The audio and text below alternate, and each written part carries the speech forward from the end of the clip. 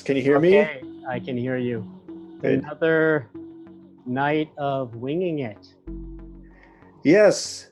And tonight we're not talking to painters or installation artists or printmakers. Very different guests tonight. Yeah, so Andrew James Paterson calls himself an intermedia artist. He works in music, has worked in music, film, video, writing, some performance, and all kind of interchanging, which makes it kind of exciting.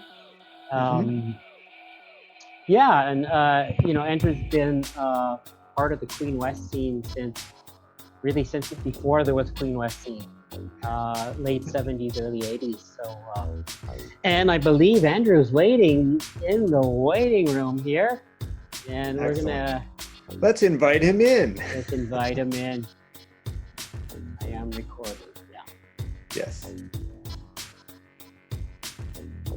Can you hear us? Oh, we're waiting for audio.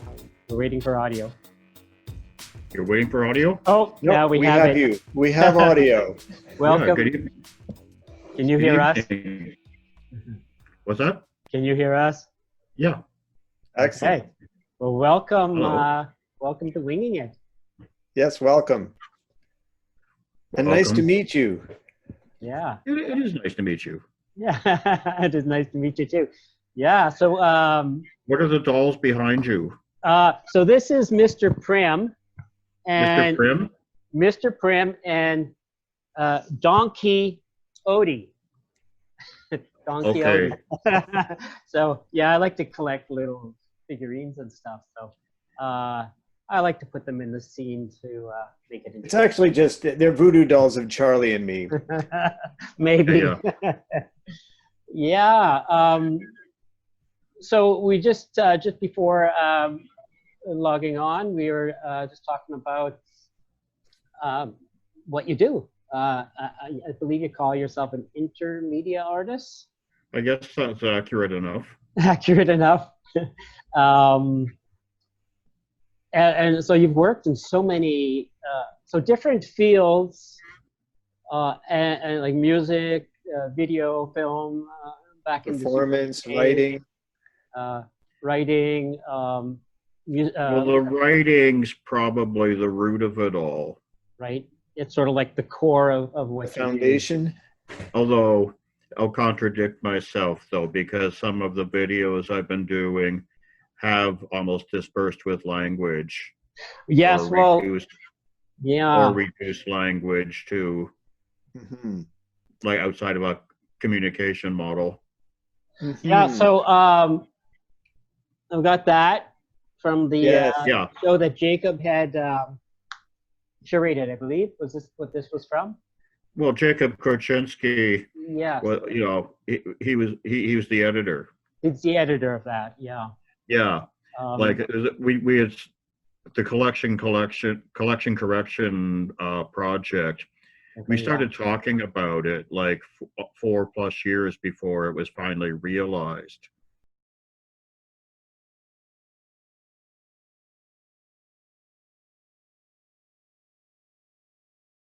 We had book launches, and then at the launches we'd show the videos, the ones of which the scripts included in collection correction. Right. Which means some of my favorite videos weren't on the table because they're not in the book or they're not print oriented. Right. The scripts aren't in here. That's actually a good segue into something I wanted to talk about. So on the surface, when you look at the book or some of your videos, my immediate response is that they're kind of conceptual and there's sort of a formalistic rigor to them.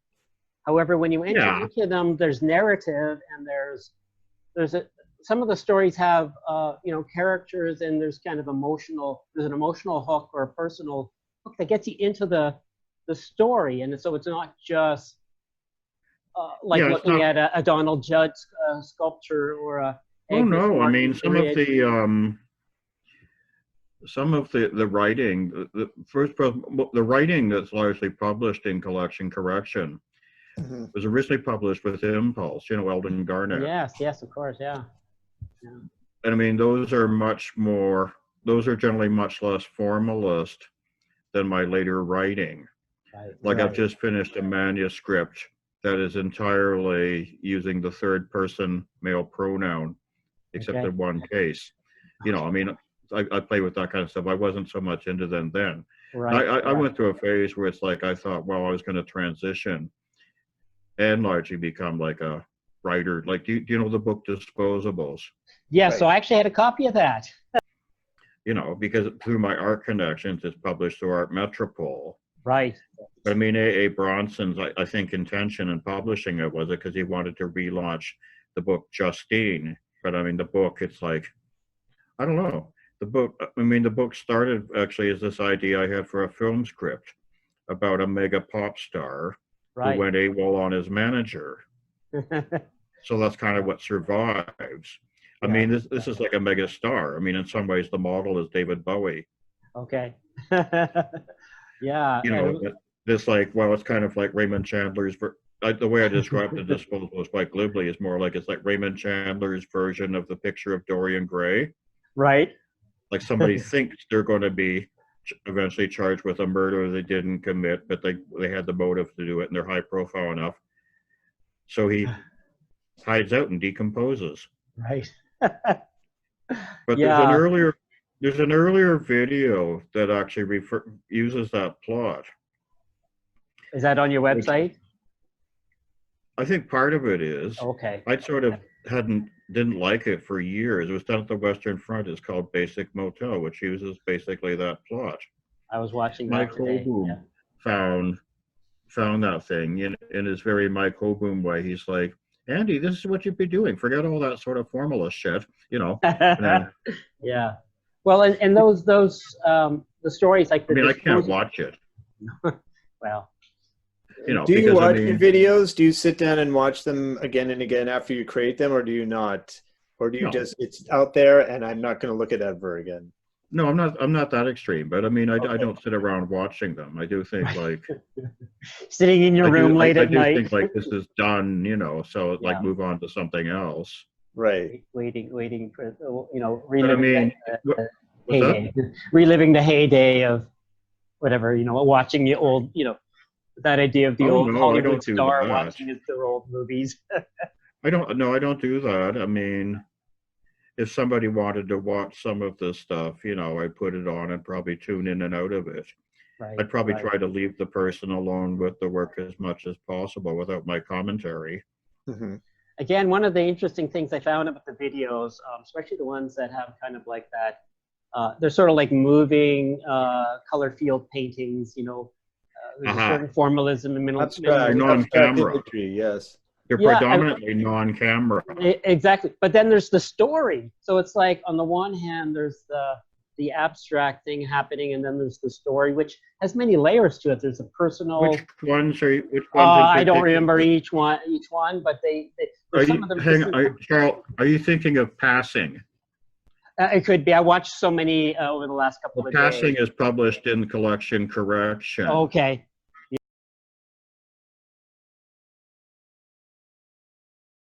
I can't stay here. I have to go. I don't know where. Damned if I do, damned if I don't. I have to work. I still have that. I need more sleep. I still feel drunk. Finish my coffee and brush my teeth. Those are his pills. They're not my pills. If I took them, he would kill me. I know he would do that. I'll go to work. That's a safe place. Response to a friend of mine's sudden death. Oh, okay. So it's very personal. And I had a friend of mine who's sort of an actor or actress do the vocal, the main voice. Yeah. And she kept wanting to know who it was. And it's like, well, you wouldn't know her. You know, just read it. I mean, find something and read it. So that was the and one then that I found, That was the one spoken in the speaker is speaking in first person. It's your voice. Well, it's your words, but a female voice. Yeah. And in the middle, there's a male voice. Right. And then the female voice comes back again. When I first gave that video to my distributor,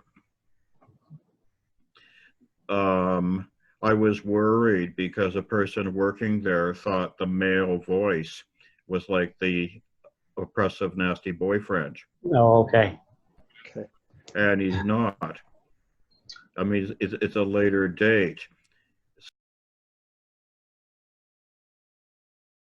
Winter solstice, longest dark day,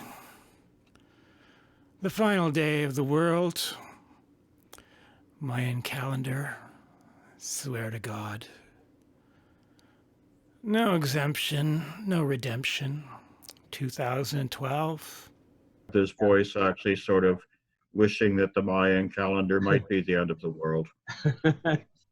So I guess somebody thought, oh, this is quite nihilistic, you know, and that's probably the kind of guy who would, you know, be nasty to his partner. And Okay, right.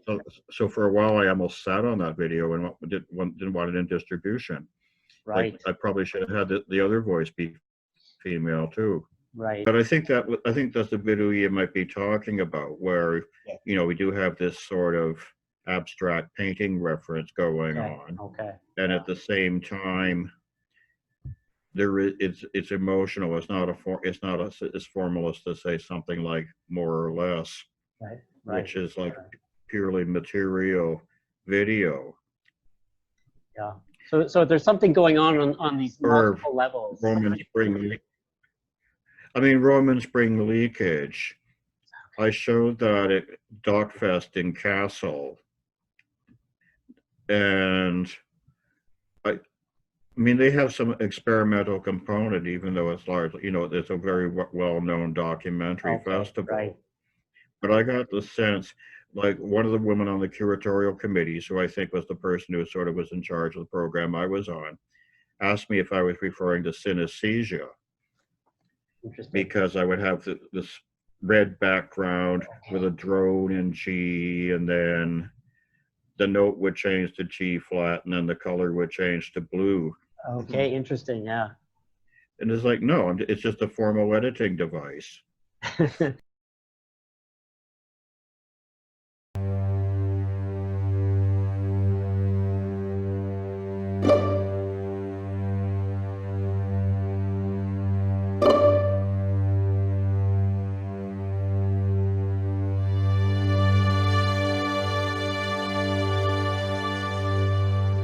Are you consciously using distancing mechanisms to create that tension, like either irony or using other people's voices, as we were talking about earlier, using a female voice to read? Well, I used a female voice there because my friend who life ended too early was female. So it's a character, yeah. Yeah. And I mean, yeah, I mean, it would be very, very different. I mean, it would still be plausible. I mean, the character could be male, sure, but the real life person was female. So I think there's a more recent piece I did. It's called, what the hell is it called? It's called Agoraphobia. Oh yeah, I actually watched that one. That was great. I love that piece. Yes. Well, thanks. Yeah. But that's just all downloaded images. Right. Yes. But I mean, again, I use somebody's voice who I know, a much younger person. Right. And female.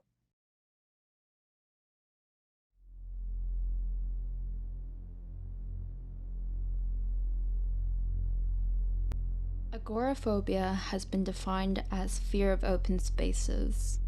This is not quite the same thing as a fear of being outdoors.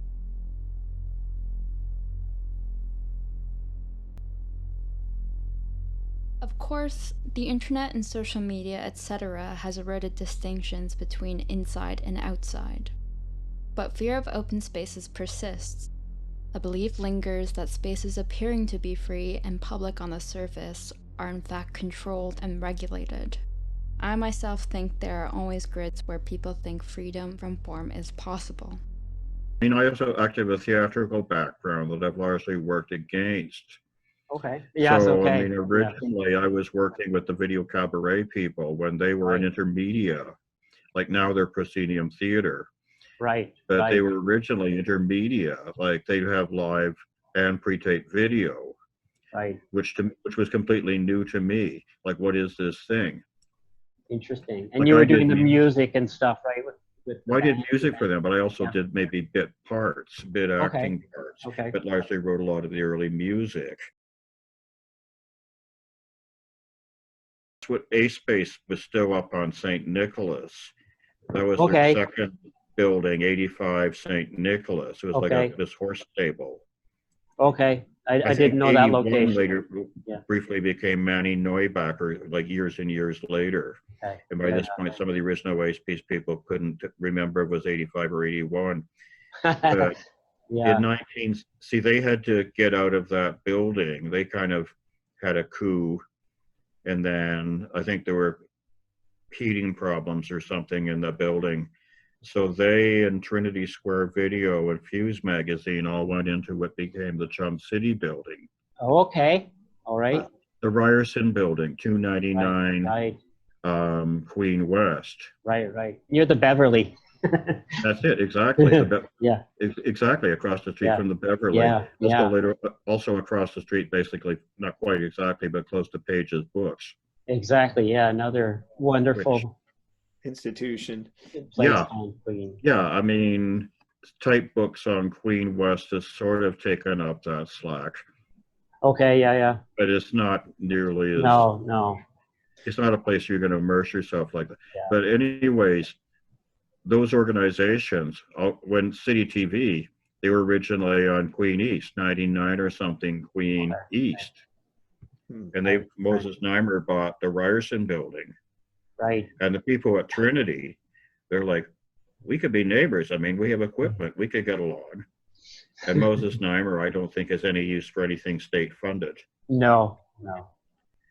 Which I've always thought is the tension in the art world between people who use state funding and people who, for various different reasons, want nothing to do with it. Right. You were talking about the tension between the funded and the non-funded artists. Yeah. Yeah. I mean, although they're all not homogenous entities, I mean, they're individual artists who say they can either compete in the market and they don't need that, or they just don't want anything to do with it because they're kind of anarchist and the less bureaucracy, the better. Sure. Or they're suspicious of the whole system. And there's good reasons to be suspicious of those systems because, you know, they become systems. Bureaucracy is another one of your themes, right? Well, it's also, a lot of them's quite closed. Okay, those systems are perceived as being quite closed, and I think that's not inaccurate. It can be difficult to get grants. The process. X is on the jury that gives Y a grant. Yes. You know, right, maybe not as blatant as Y is on the jury that gives X a grant, but there was that perception. Sure. And you know, the funding councils were all quite rightly being called on the limited demographies they were serving. Yes. I mean, the irony is that a lot of that funded, like the artist-funded centers, actually created some of the most interesting art because it wasn't tied to having to make money. Yes. They're not necessarily making paintings that someone's going to buy in Yorkville. Yeah, I mean, they had their boundaries too about what they'd show and what we wouldn't show. Sure. I mean, now it seems so many artists are not singular material artists. Right. You know, there's some specialized, work in their medium, but I mean, so many artists are not one singular medium artist now, which I think generally is quite healthy. Absolutely. So the absolute phobia about certain types of practices in some of the artist-run centers now strikes me as ludicrous. Namely, what's so bad about painting? Sure. It's not like painting condones Yorkville. I mean, I know a commercial dealer for whom video meant television. Right, right, yeah, or anything with a little bit of commercial appeal doesn't get shown in those places now. Yeah, Well, there are also people who said, if you're doing video, why don't you make television? In the early 80s with the painting boom, which sort right, of corresponded to the New York painting boom, exactly, yeah, you know, the Mary Boone artists, etc., and all of that.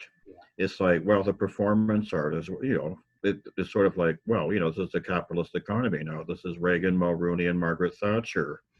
So it's like, well, the performance artist should maybe get smart and do real theater, right. and the Well, video and then you artist have should people, actually go do music videos, sure, or get into, or sure, go into the television, or make real features, you know. And sure. for Yeah, various reasons, yeah.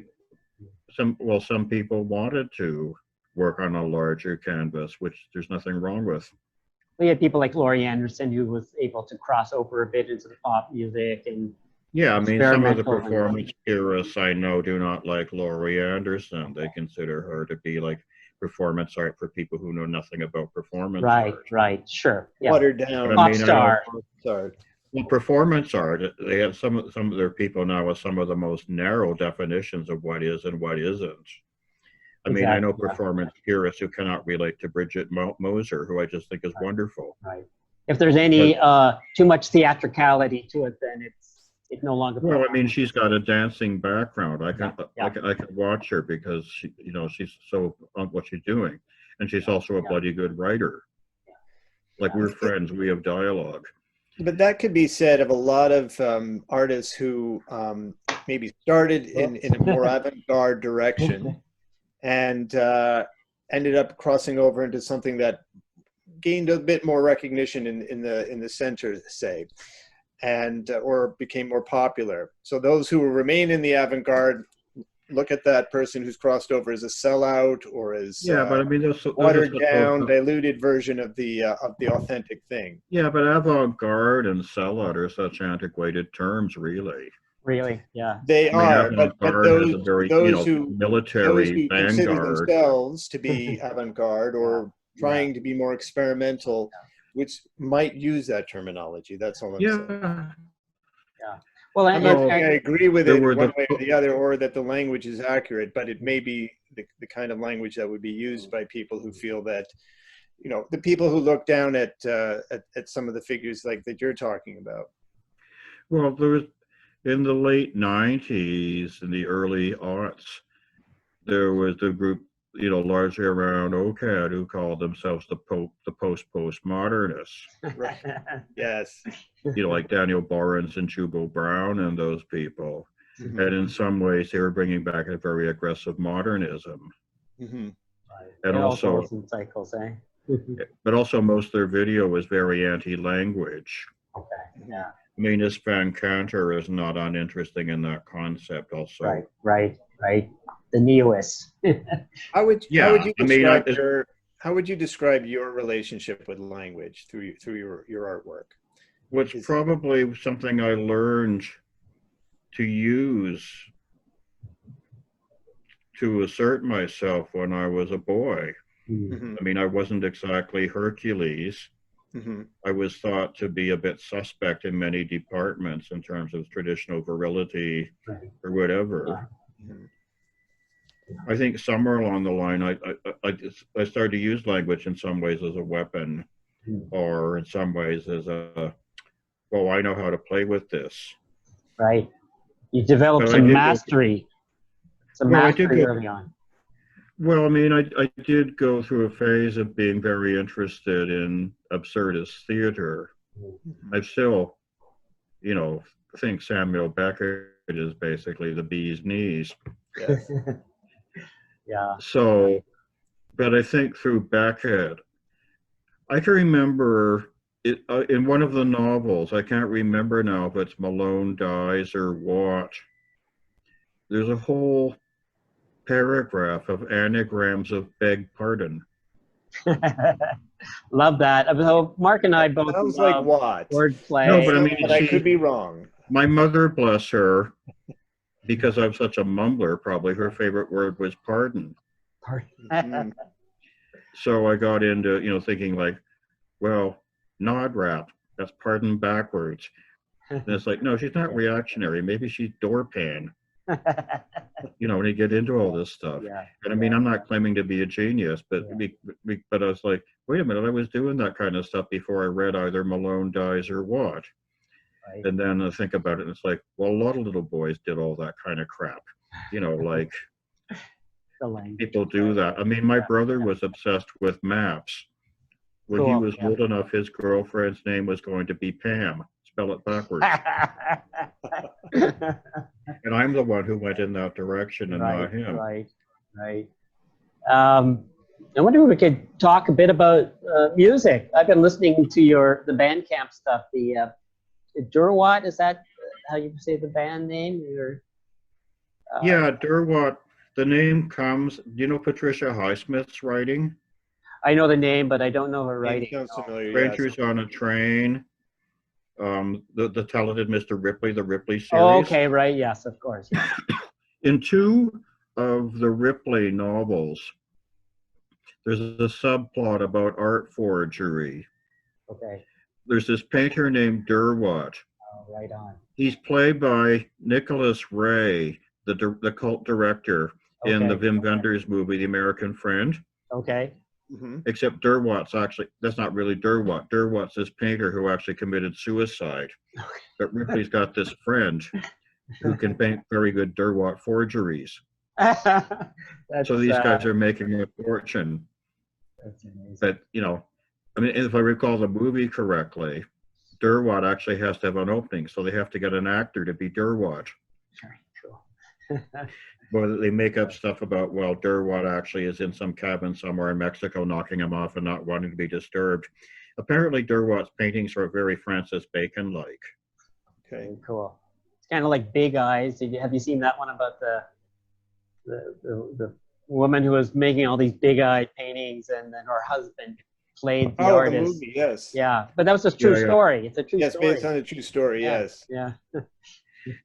So anyways, that's where the name came from. Okay. I mean, Durwatt was originally myself and a friend named Kevin Dowler, who's like a communications prof at York. No way. Well, the music is He's been joined by a third, another fellow, another academic, Louis Kay. The music is quite. I've been listening to a lot the last couple of days, and really getting into the music. The one that's on Bandcamp, that full CD is.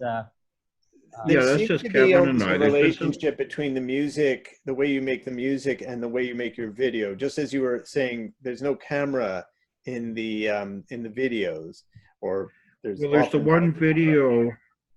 With the music, it's kind of video. Like. Pardon? There's the one Durwatt video. Okay. Yeah. The song "Floating." Okay. I think it's on the music page on my website and not on the video page. Okay. Mm-hmm.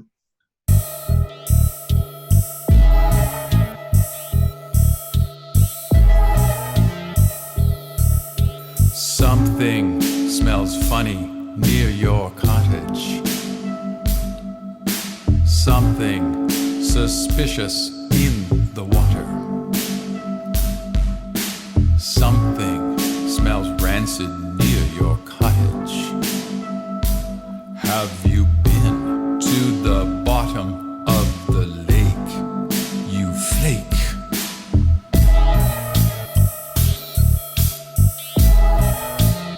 But I mean, we did this in this, oh God, I forget, it's this program Kevin has. It's basically a graphics program. It's not even a video editing program. No way. Exactly. So that's what I was trying to get at, is that there's something very, what's the word I'm looking for? Well, I can't come up with it at the moment, but there seems to be this sort of relationship. It's like if there's no camera, there's no outside looking in. It's all internalized. Oh, I see what you mean. You know? Well, I mean, some of those videos I would call materialist. Yeah. Right. Almost in the way that they're made strictly from, from the material options of the editing system themselves. Right. Yes. I'm one of those old school farts who like can't even do with like Final Cut Pro 10, let alone Adobe Premiere. Yeah. I mean, did you see a bit of the the last video I've done, I've put into distribution. It's 27 minutes long. Only the first 4 or 5 minutes are on my site. It's called Framing Device. Yes. Yes, Yeah. Yeah, you see that was done on a very crude drawing program I had on a previous box computer, just called Paint. Right. So I do these paintings, and I'd insert them into, an editing system, and then I'd mix everything in from concrete poetry to some downloaded daily Google image. Right. And Yeah, I love the mix. The mix of stuff you're playing with is but playful. It's great. Yeah. It's also, I'm such a frustrated painter. Who needs paint? Who needs paint, right? That's one of your paintings. Yeah. But you got to hold it higher. There we go. Yeah. But you know what? You're there we go. Yeah.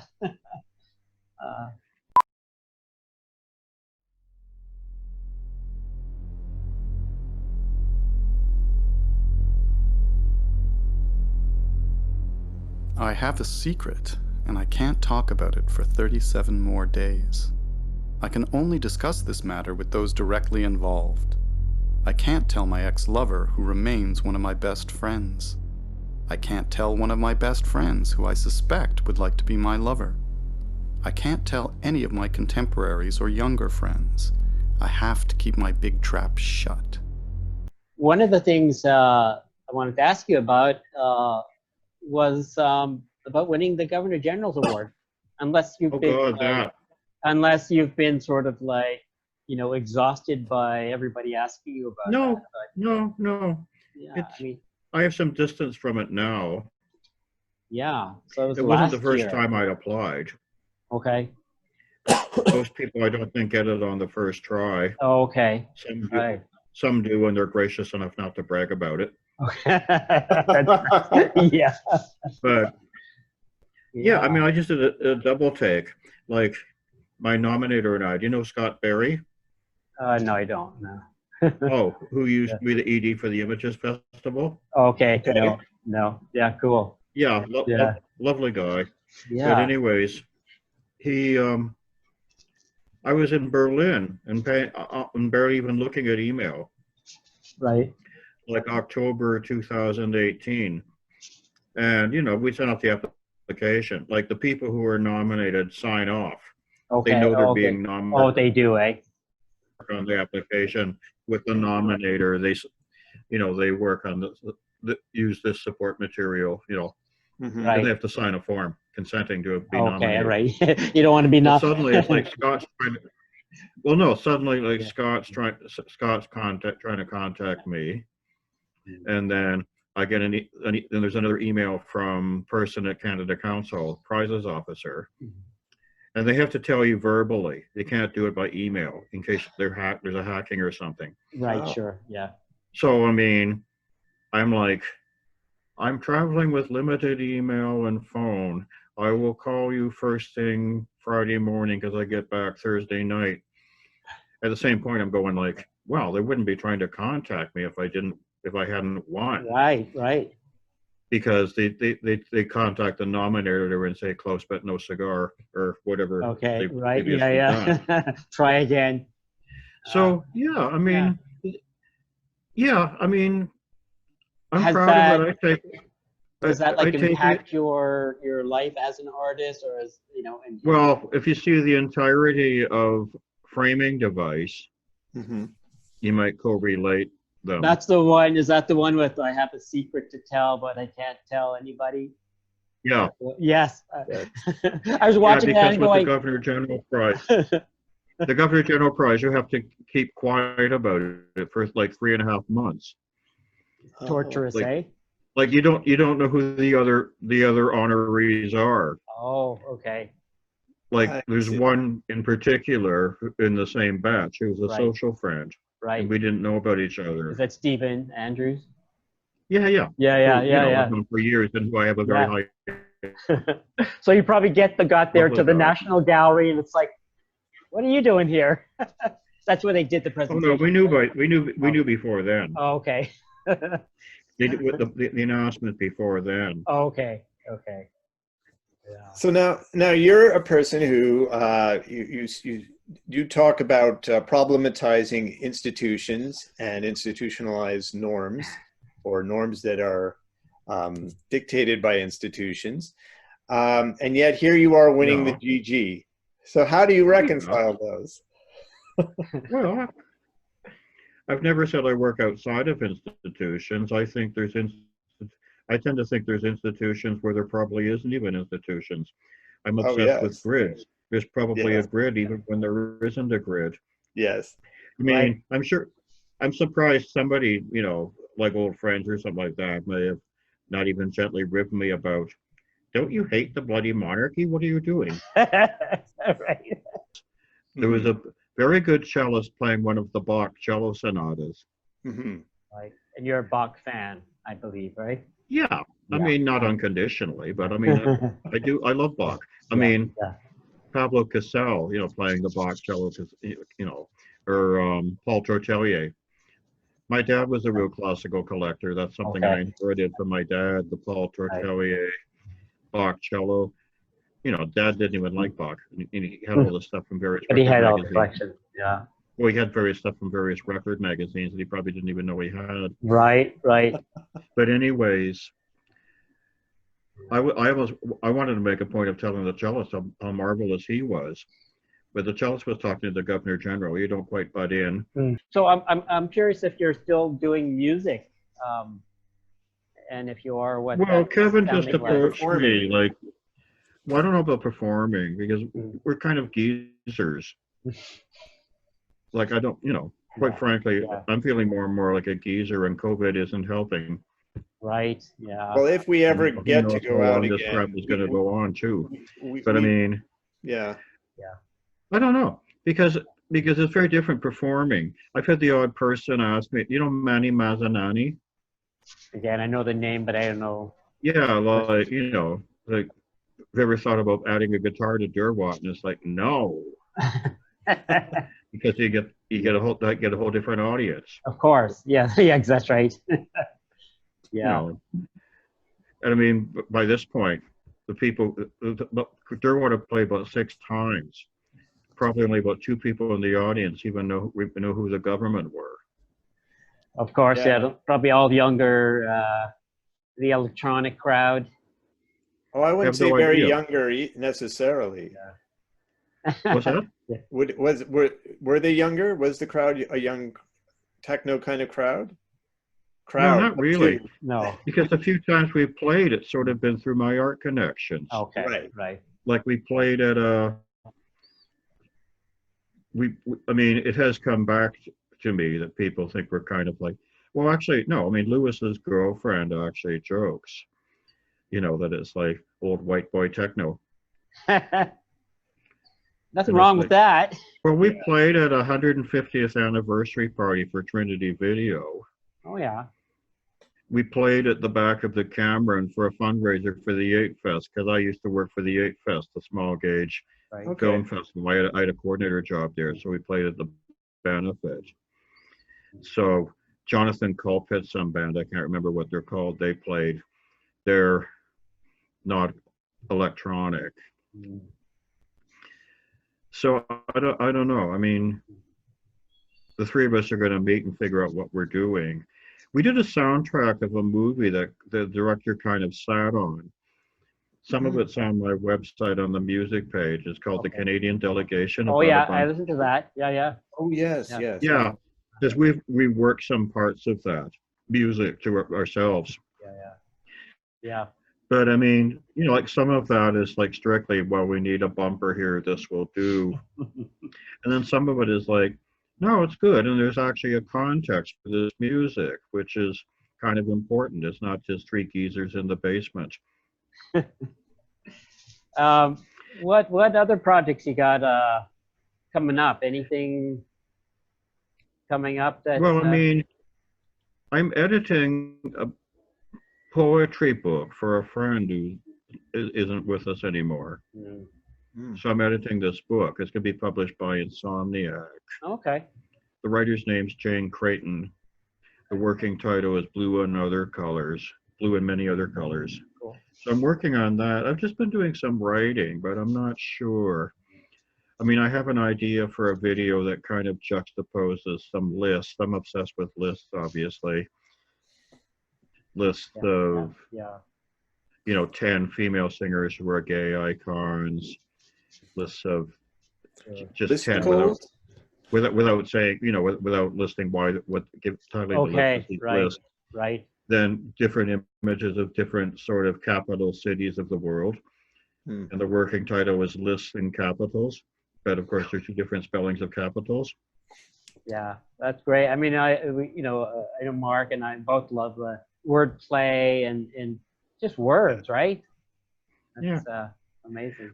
Well, and the manipulation of language and the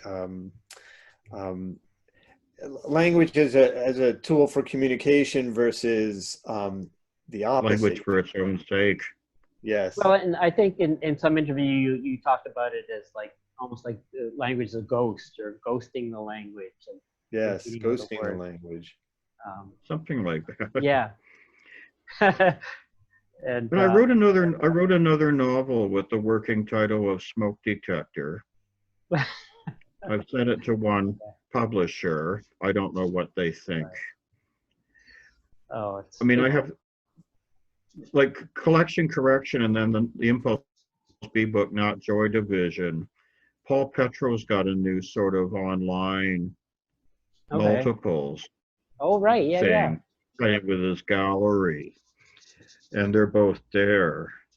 Like the Not Joy Division thing, like, you know, that was published by Impulse B. I think all the remaining copies are at Paul's now. Okay. Although I'm not sure what's going on with Art Metropole. Yeah. Well, so there's a. Oh, sorry. Go ahead. No, I'm just thinking, what have we not touched on? Yeah. Well, is there anything that we haven't asked you about that? About your work, about your well, there were years. Career? I think there were years when I thought I was going to get out of the art world and maybe the writing. Right. Because I've always actually wanted to write an unironic murder mystery. Well, but it's like, nah, but you can't write them straightforward, or always have to put some promo thing in. Because I mean, in some ways, Not Joy Division uses a detective structure.